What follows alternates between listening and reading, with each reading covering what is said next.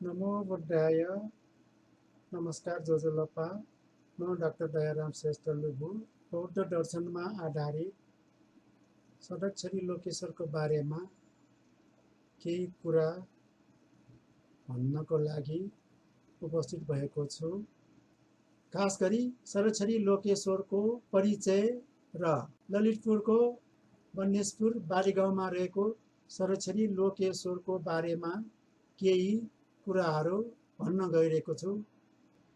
सबैभन्दा पहिला बुद्ध, सम्बुद्ध, बोधिसत्व र लोकेश्वरको बारेमा संक्षिप्त रूपमा भन्न चाहन्छु। जान्ने बुझ्ने, बुद्धिमान, विद्वान, बिउझेको, जाग्रत व्यक्तित्व, नेपालको तराईको लुम्बिनीमा माया देवीको गर्भबाट जन्मिएका शाक्य वंशज बौद्ध धर्मका प्रवर्तक, एक महान पद, बुद्ध पद प्राप्त व्यक्ति जसले राग, द्वेष र मोहलाई सदाको लागि त्याग गरी दुःखबाट पूर्ण रूपले मुक्त गर्न सक्ने गौतम बुद्ध हो। आफ्नै प्रयासले बिना गुरु बुद्धत्व प्राप्त गर्ने र अरू प्राणीहरूलाई दुःख निरोधको मार्गदर्शन गर्ने सम्यक सम्बुद्ध। 10 पारमिता पालना गर्ने, प्राणी मात्रको कल्याणको लागि आत्माहुति तर्क गर्न तत्पर रहने, अज्ञान र दुःखबाट मुक्त भएर निर्वाण प्राप्त गर्ने मार्गतिर लागेको, बुद्ध बन्ने अधिकारी भइसकेको तर बुद्धत्व प्राप्त भइ नसकेको, सर्व प्राणीहरूका उद्धारका लागि हर समय प्रयासरत, सत्वगुण पवित्रता भएको व्यक्ति बोधिसत्व हो। मनुष्यको जीवनको उद्देश्य बोधिसत्वको आदर्श प्राप्त गर्नु हो। महायानले दिएको एक उच्च आदर्श नै बोधिसत्व हो। बोधिसत्व एक संस्कृत शब्द हो। कुनै पनि व्यक्ति बोधि हुन सक्ने, अरूहरूको कल्याणको लागि आफ्नो भन्ने सबै वस्तु त्याग्ने, 10 पारमिता पालन गर्ने बोधिसत्व हो। ईसापूर्वको 4औं र 5औं शताब्दीतिर नै बोधिसत्वको कल्पना गरिएको थियो। लोक शब्द र ईश्वर शब्दको योग भएर लोकेश्वर शब्द बनेको हो। लोकेश्वर संसारका मालिक भनेर सुखावती बिहोमा र विनयटोष भट्टाचार्यको अङ्ग्रेजी पुस्तक दि इन्डियन बुद्धिस्ट आइकोनोग्राफीमा लेखिएको छ। लोकेश्वरका 360 प्रकारका स्वरूपहरूमध्ये नेपालमा पाइएकोमा काठमाडौँको जनबहालमा जनबहाद्य श्वेत मच्छिन्द्रनाथको मन्दिरको चारैतिर कलात्मक 108 स्वरूपका मूर्तिहरू पाइएका छन्।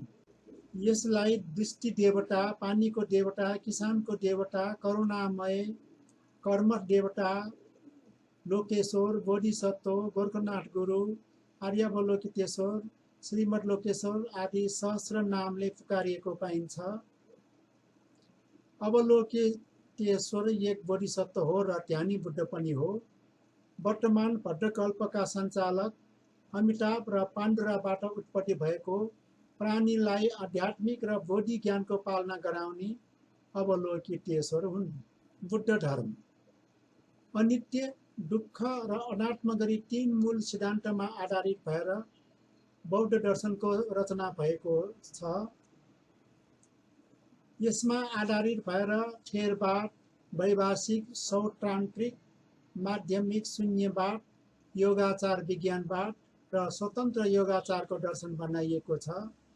त्यसपछि मात्र बुद्ध धर्मका 2 प्रमुख सम्प्रदायबाट कुल 6 वटा उपसम्प्रदायहरू बनेका हुन्। यी सबैको मूल केन्द्रीय दर्शन भनेको प्रतीत्य समुत्पाद, उत्पत्ति र अन्त्यको सिद्धान्त हो।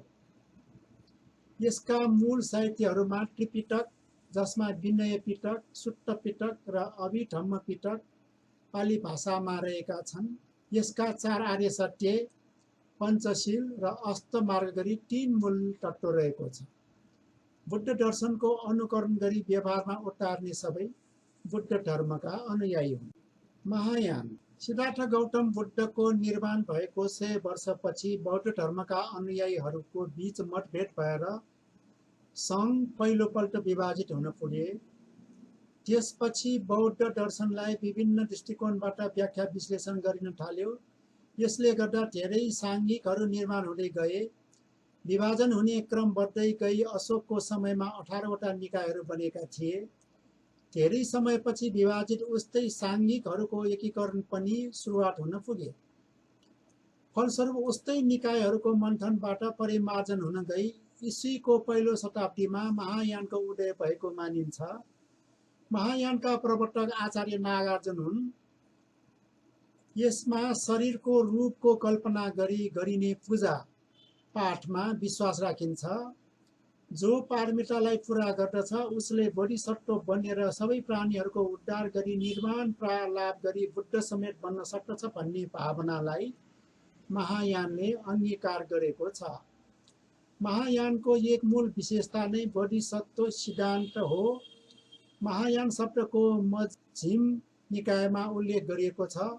कथाबथुमा यसको क्रियाकलाप जस्तै यसको चिन्ह आदि बारे पनि लेखिएको छ। पछि वज्रयान, कालचक्रयान, तन्त्रयान, मन्त्रयान आदि बनेका हुन्। अब जाउँ सरछरी लोकेश्वरको बारेमा। सरछरी लोकेश्वरको आसन स्वरूपमा चतुर्भुजधारी दुई हात अञ्जली मुद्रा, अर्को दायाँ हातमा माला र अर्को बायाँ हातमा कमलको फूल रहेको हुन्छ। भाषा वंशावलीहरू, शिलापत्रहरू, ऐतिहासिक पुस्तकहरू, अन्य धार्मिक ग्रन्थहरू तथा स्थानीय व्यक्तिहरूका भनाइलाई विश्लेषण गर्दा सरछरी लोकेश्वर चैत्य भट्टारकलाई मूल लोकेश्वर मानी स्थापना भएको नेपालको एकमात्र चैत्य ललितपुरको बानीगाउँमा रहेको भन्ने आधार रहेको छ। साधारण पूजा, चाडबाडको पूजा, ऐच्छिक पूजा, पञ्चदान आदिदेखि राजकीय पूजा, सम्यक महादान जस्ता राष्ट्रिय पूजामा समेत यसलाई सामेल गरेको देखिन्छ। त्यस्तै जो कोही सर्वसाधारण स्थानीय व्यक्ति, समूह, उपत्यकाका आम बौद्ध र हिन्दू सम्प्रदायका व्यक्तिहरू लगायत देशका शासकहरूको समेत चासोको केन्द्रबिन्दुको रूपमा पनि यो लोकेश्वर रहेको छ। उपत्यकाका 4 प्रमुख बुद्ध भगवानहरू स्वयम्भू भगवान, खास्ती भगवान, नमो बुद्ध भगवान र बालीगाउँको चैत्य अनि त्रिकुलनाथ, सरछरी लोकेश्वर, मञ्जुश्री र वज्रपानी। 4 महाचैत्यमा स्वयम्भू बौद्ध, चाबिलको धन्नो चैत्य र बारीगाउँ। 4 स्वयम्भू चैत्य स्वयम्भू ललितपुरको क्वाबाहा, बारीगाउँ र साँखु मध्येको एक। 14 या 15 बोधिसत्व मध्ये सरछरी लोकेश्वर पहिलो पंक्तिमा रहेका छन्। 108 मूल लोकेश्वरहरू मध्ये पनि एक सरछरी लोकेश्वर मानिएका छन्। विभिन्न डाटाहरू शासकहरूले यस लोकेश्वरको अटुट रूपमा संस्कृति र चाडपर्वहरू चलाउन व्यवस्थित रूपमा जग्गाहरू, गुठीहरूको व्यवस्था गरेको पाइन्छ। विशेषतः जात्रा पर्व, उपोषर व्रत, अनुसन्धान, विशेष मेला हुने, प्राचीनतम वास्तुशैली र प्रतिस्थापन विधि अनुरूप निर्मित चैत्यमा स्थापित शिलाको सरछरी लोकेश्वर, आगम घरमा प्रतिस्थापित धातुको सरछरी लोकेश्वर र अमिताभ बुद्ध गरी 3वटा मूर्तिको संयोजनमा त्यस ठाउँमा सांस्कृतिक पर्व सञ्चालन भएको देखिन्छ। नेपालका प्रसिद्ध लोकेश्वरहरूलाई गरिने जस्तो व्रतबन्ध, इही, गुफा राख्ने, महास्नान, नव आदि संस्कारहरू भने गरिएको छैन। बुधबारको जात्रा पर्व चलाउन बारीगाउँको लाछीको सडक मुनि सिँढीमा रहेको नेपाल सम्मत 779 को शिलापत्रमा बारीगाउँमा डेढ रोपनी खेत राखेको उल्लेख गरिएको छ। सोही ठाउँको सडक मुनिका भगवान देवलमा रहेको नेपाल सम्मत 805 को शिलापत्र अनुसार त्यही स्थानमा सिंहको एक जोडी बनाई प्रतिष्ठा गरेको उल्लेख गरिएको छ। सरसफाई नियमित गर्न क्वाननीमा देवल बनाएको तथा यसको स्याहार गर्ने शाक्यमुनि, डरसिंह, देवसिंह आदिको समूह बनाएको बारे नेपाल सम्मत 833 को क्वाननी टोलको शिलालेखमा उल्लेख गरिएको छ। शोधको अध्ययन, विश्लेषण तथा प्रस्तुतिकरणबाट प्राप्त उपलब्धिहरू संक्षेपमा यस प्रकारका रहेका छन्। षडक्षरी लोकेश्वर एक विशिष्ट अलग पहिचान भएको र सर्वाधिक लोकप्रिय महामन्त्र ओम मणि पढ्मे हुँ जप ध्यान गर्दा स्मरण गर्ने लोकेश्वर हो। भाषा वंशावली, विभिन्न आख्यान तथा भनाइहरू र यसबारे स्वदेशी तथा विदेशी विद्वानहरूबाट लेखिएका विभिन्न पुस्तकहरू, सङ्गोष्ठी पत्रहरू, आलेखहरू तथा हालसम्म प्राप्त विवरणहरू र अवलोकनको आधारमा बारीगाउँ स्थित षडक्षरी लोकेश्वरको स्थापना वृषदेवले गरेका हुन्। यद्यपि किटानी अभिलेख प्राप्त भएको अवस्था छैन, तर चैत्यको स्वरूपको बनोटको अध्ययनको आधारमा कार्लप्लुसले 16औं शताब्दीमा निर्माण गरेको अनुमान गरिएको भनिएको छ। धेरैजसो बिहारहरूमा यस षडक्षरी लोकेश्वरको मूर्ति पाइएको भए पनि बिहारमा नै मूल मूर्तिको रूपमा षडक्षरी लोकेश्वरलाई स्थापित गरिएको यो चैत्य नेपालको एकमात्र चैत्य हो। अध्ययनकै आधारमा भन्ने हो भने विश्वमा नै यस्तो प्रकृतिको मूर्ति सहितको चैत्य अहिलेसम्म भेटिएको अवस्था छैन। यो उपत्यकाका 4 प्रमुख बुद्ध भगवानहरू त्रिकुलनाथ, 4 महाचैत्य, 4 स्वयम्भू चैत्य मध्येको एक र 14 या 15 बोधिसत्व मध्ये षडक्षरी लोकेश्वर पहिलो पंक्तिमा रहेको छ। 108 र 360 मूल लोकेश्वरहरूमध्ये पनि एक षडक्षरी लोकेश्वर मानिएका छन्।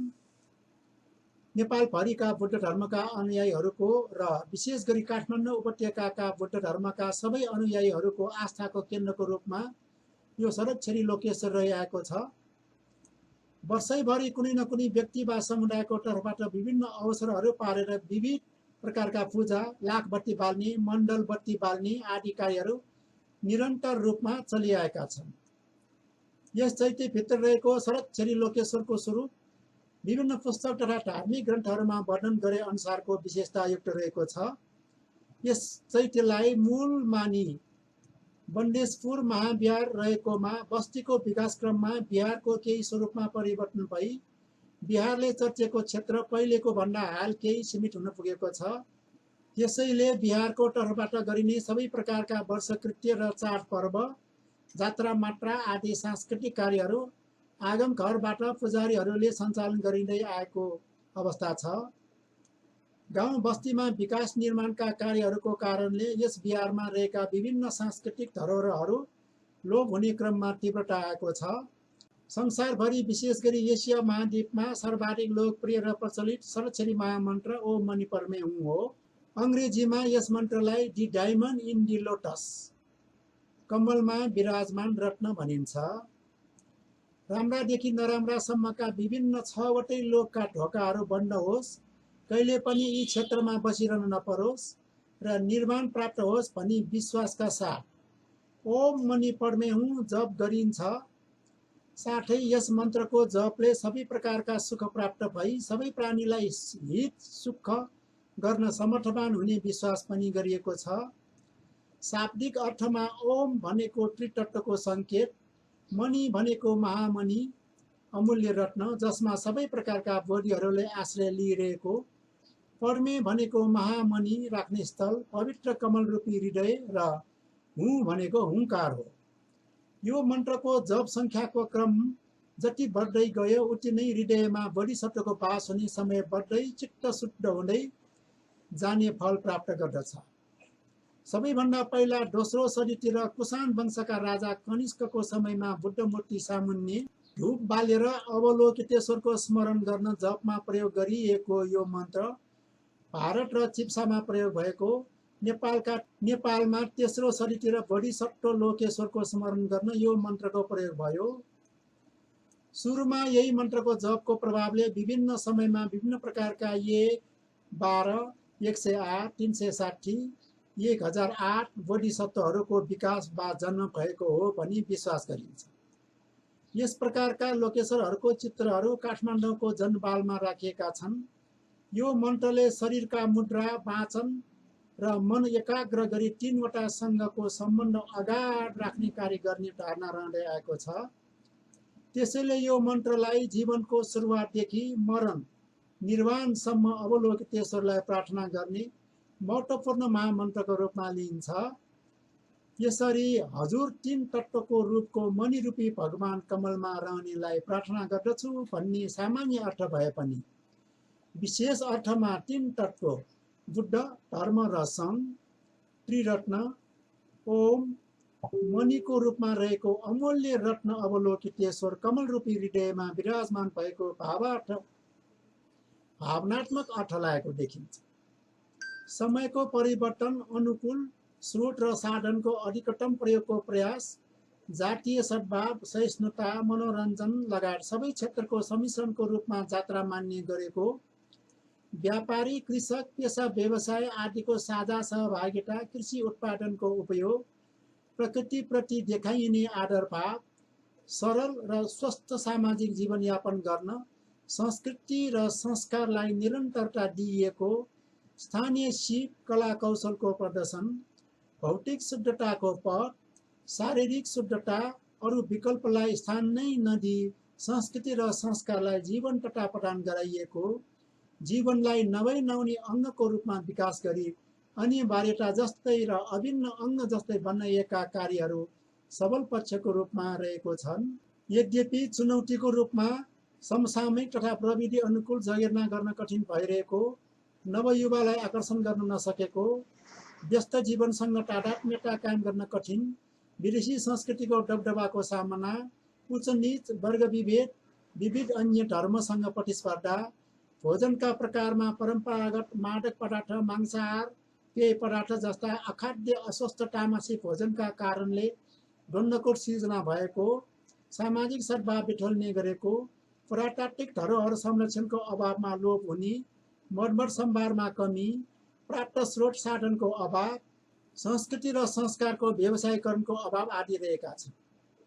अझ राम्रोसँग प्रभावकारिता, लोकप्रियता कायम गर्न विद्यमान चुनौतीहरूको सामना गरी व्यक्ति, समाज, सरकार, सामाजिक संस्थाको दायित्वमा वृद्धि गर्नुपर्ने, विशेष गरी सम्बन्धित निकायको ध्यान आकृष्ट गर्नुपर्ने, अझ राम्रोसँग प्रभावकारिता, लोकप्रियता कायम गर्न विद्यमान चुनौतीहरूको सामना गरी व्यक्ति, समाज, सरकार, सामाजिक संस्थाको दायित्वमा वृद्धि गर्नुपर्ने, विशेष गरी सम्बन्धित निकायको ध्यान आकृष्ट गराउनुपर्ने, राष्ट्रिय प्राथमिकतामा उपरोक्त विषयहरू पढ्नुपर्ने देखिन्छ।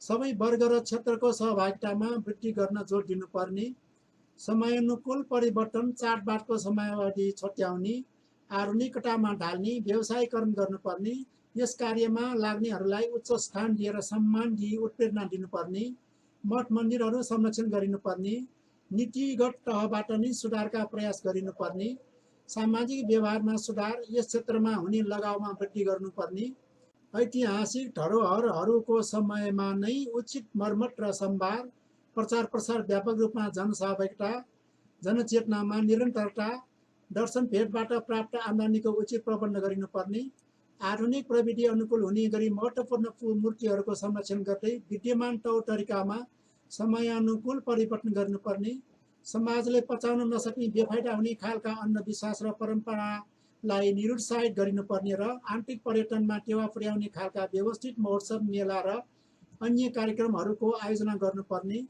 चाडपर्वहरू र अन्य उत्सवहरूमा शान्ति, सुरक्षा र अमन चयन कायम गर्न सबै लागि पर्नुपर्ने देखिन्छ। सांस्कृतिक पक्षका जति पनि विषयहरू छन् ती सबै व्यक्ति, समूह र समाज अनि राष्ट्रकै सम्पत्ति भएको हुनाले ती सबै पक्षले यसको अपनत्व स्वीकार्नु पर्दछ। हाम्रा पुर्खाहरूले हामीलाई सुम्पिएका यस्ता धरोहरहरू र सम्पत्तिहरू विश्वमा नै लोकप्रिय भएका छन्। यसप्रति हामी गर्व गर्छौँ।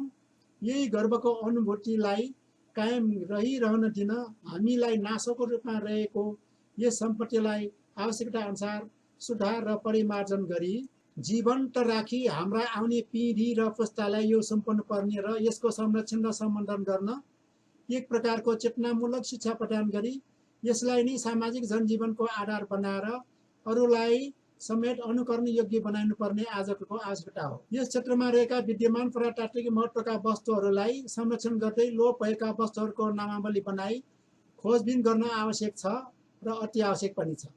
साथै बन्नेश्वर महाविहारको हालको अवस्थाबाट पूर्वको स्वरूपमा पुर्याउने प्रयास गरिनुपर्ने देखिएको छ।